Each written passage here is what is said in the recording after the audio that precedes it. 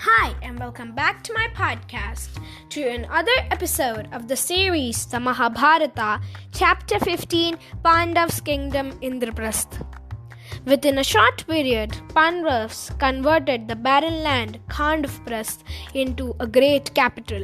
They built palaces, forts, and temples over there.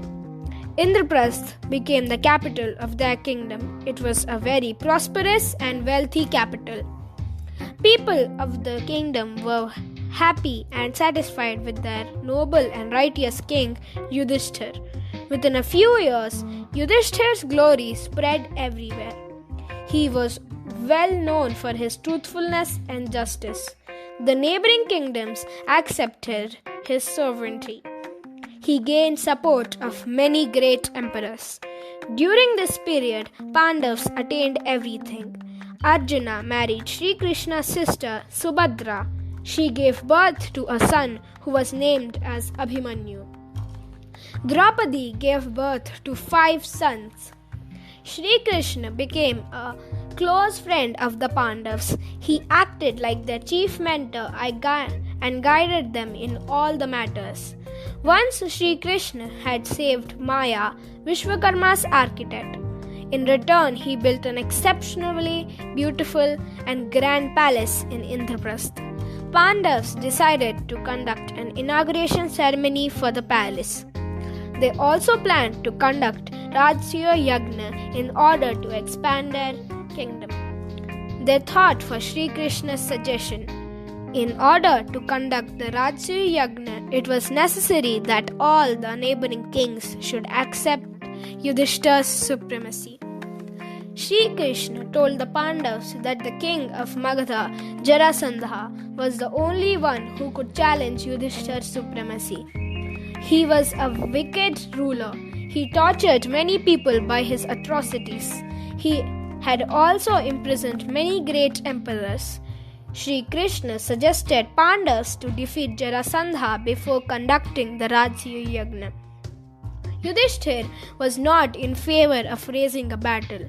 Therefore, it was decided that Bhima, Arjuna, and Sri Krishna would go to Jarasandha's kingdom in disguise to get an idea of his strength. The story of Jarasandha's birth was quite unusual. He was born in 2 parts. A woman named Jara joined his body and gave a special boon to him. With the effect of the boon, he grew to become a very powerful man. Disguised as Brahmins, Bhima, Arjuna, and Sri Krishna reached Jarasandha's kingdom. But Jarasandha recognized them and asked them the purpose of their arrival. Bhima told them the aim behind their arrival. Jarasandha challenged Bhima to fight without weapons. Bhima accepted the challenge. Both of them were equally powerful. They had a furious fight for a long time. Many times, Bhima succeeded in splitting Jarasandha's body in 2 halves. But each time, the 2 halves joined back magically. It was happening because of the boon given to him by Jara. At last, Sri Krishna gave him a hint. He tore a straw into 2 halves and threw them in opposite directions. Bhima understood that Jarasandha could be killed by throwing his 2 halves in opposite directions. Without wasting any time, he split Jarasandha's body in 2 halves and threw them in opposite directions. In this way, Jarasandha met with his end. Pandavas released all the kings imprisoned by him and crowned Jarasandha's son as the king of Magadha. Pandavas began the preparations of Rajasuya Yagna. Many kings were invited for the occasion. Bhishma Pitamaha, Dronacharya, Kripacharya, Karna, Duryodhan all came to attend the Yagna. There was a custom to honor the most honorable guest at the Rajasuya Yagna. Yudhishthir expressed his honor to Sri Krishna as the special guest. Among the other guests, there was also the king of Chedi, Shishupal. He didn't like Yudhishthir's idea. He made fun of Sri Krishna and called him a cowherd. Shishupal's words infuriated the Pandavas. Bhishma rebuked Shishupal for his mistake and asked him to apologize. But he was not sorry for his words, so he didn't apologize. Bhishma became furious. He said, "Shishupal, you have no idea what mistake you're doing. Let me tell you and all the people present here about your birth. You were born as a very ugly and disfigured boy, and it was predicted by the astrologers that you would be killed by the one who would cure your ugliness. At that time, Sri Krishna was the one who cured you. Your mother pleaded him not to kill you. The kind-hearted Sri Krishna promised your mother that he would forgive your 100 mistakes, but after that he would end your life." Shishupal laughed aloud. He said, "What a story you've cooked up. I don't believe in this." He kept on insulting things on Sri Krishna. Sri Krishna calmly heard all his remarks and pardoned him. But the moment Shishupal crossed his 100 remarks, Sri Krishna's Sudarshan Chakra attacked him and separated his head from his body. In this way, Shishupal died by the divine hands of Sri Krishna.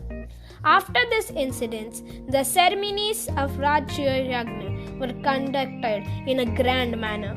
All the guests admired Yudhishthira's greatness.